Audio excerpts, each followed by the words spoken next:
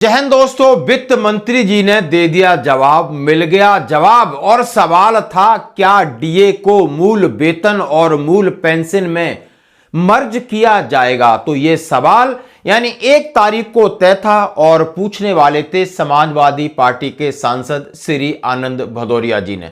और इसके बारे में हम आपके साथ पूरी चर्चा कर चुके हैं कि उन्होंने कहा है कि बढ़ती हुई महंगाई और आपका 8वें वेतन आयोग इंप्लीमेंट करने में लगता समय यानी 1 जनवरी 2026 से ड्यू है और अभी आपका प्लान 18 महीने आपने जो टर्म्स ऑफ रेफरेंस के साथ जोड़े हैं वो मिड 2027 में हो रहे हैं और सरकार अपनी सिफारिश लागू करने के लिए 6 महीने लेती है। तो 2028 में लागू होने वाला आपका 8वां वेतन क्या इन केंद्रीय कर्मचारियों का 50% डीए इनके बेसिक पे और बेसिक पेंशन में मर्ज होगा? क्या 20% अंतरिम राहत मिलेगी?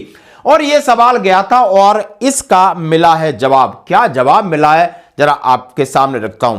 हेडिंग 8वां वेतन आयोग अधिसूचना, मौजूदा महंगाई भत्ते को मूल वेतन में मिलाने की कोई योजना नहीं है। 8वें वेतन आयोग की ताजा खबरें, क्या डीए-डीआर को मूल वेतन में मिलाया जाएगा? वित्त मंत्रालय का जवाब पढ़ें। यानी आज ये लगभग 2 बजे सवाल पूछा गया था और अभी आज शाम को हम आपके सामने इस जवाब को प्रस्तुत कर रहे हैं। यानी जैसा लग रहा है यानी इनके अंदर इनकी नीयत का पता चल जाएगा, इनके तरीके का पता चल जाएगा, क्योंकि कल फिर दूसरा सवाल दागा जाएगा और वो सवाल इससे ज्यादा महत्वपूर्ण होगा और वो होगा क्या पेंशनर्स को 8वें वेतन आयोग का फायदा मिलेगा। हां जी दोस्तों, और ये पूछने वाला सवाल यानी कल इसका डिसीजन होगा तो उसकी बात कल करेंगे, लेकिन आज इसकी बात करेंगे कि 8वें वेतन आयोग पर वित्त राज्य मंत्री पंकज चौधरी ने सोमवार को कहा कि केंद्र सरकार ने 8वें केंद्रीय वेतन आयोग के गठन को अधिसूचित कर दिया है और मौजूदा महंगाई भत्ते डीए या महंगाई राहत को मूल वेतन और पेंशन के साथ विलय करने का अभी कोई प्रस्ताव नहीं है। यानी पंकज चौधरी जी ने लोकसभा के एक प्रश्न के उत्तर में कहा मौजूदा महंगाई भत्ते को मूल वेतन में विलय करने का प्रस्ताव विचाराधीन नहीं है। जीवन यापन की लागत को समायोजित करने, मुद्रास्फीति के कारण मूल वेतन पेंशन के वास्तविक मूल्य में कमी से बचने के लिए श्रम एवं रोजगार मंत्रालय के श्रम ब्यूरो द्वारा जारी कहे आंकड़ों में यानी हर 6 महीने बाद ये आंकड़े होते हैं और इनमें डिफरेंस है। अब किसी को शंका या समाधान है? बिल्कुल क्लियर है कि आप जो डीए देते हो वो वास्तविक डीए नहीं है, वास्तविक महंगाई के परे डीए। जैसा कि अभी आपने देखा होगा कि पीछे आपका 3% डीए बढ़ा और आगे संभावना 99% है कि 2% बढ़ेगा। इसलिए उन्होंने कहा है कि आपको 50% डीए को विलय करना चाहिए था, लेकिन वित्त राज्य मंत्री श्रीमान पंकज चौधरी ने कहा कि ऐसा कोई प्रस्ताव नहीं है।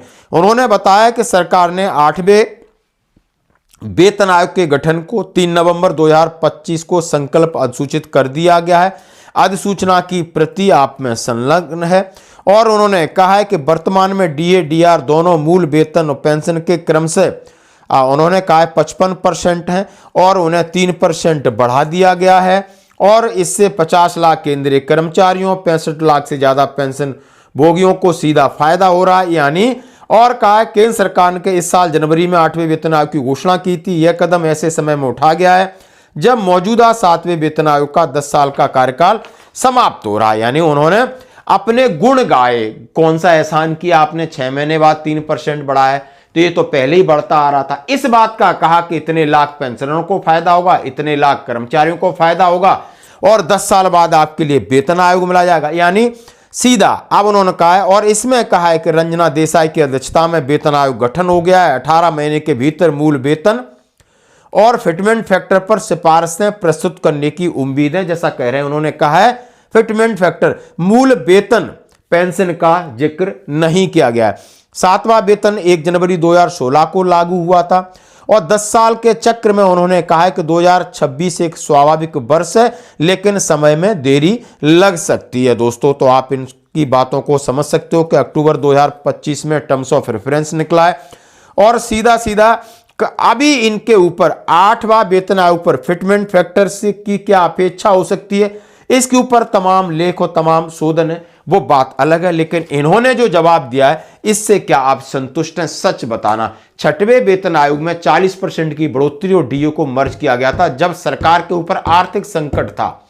मनमोहन सिंह प्रधानमंत्री थे और उन्होंने आर्थिक संकट होते हुए कर्मचारियों को खुश किया था। ये थी उनकी दिलेरी। तो अब आप इनसे कितनी उम्मीद कर सकते हो? पहला जवाब, कल का जवाब कल देखेंगे। धन्यवाद।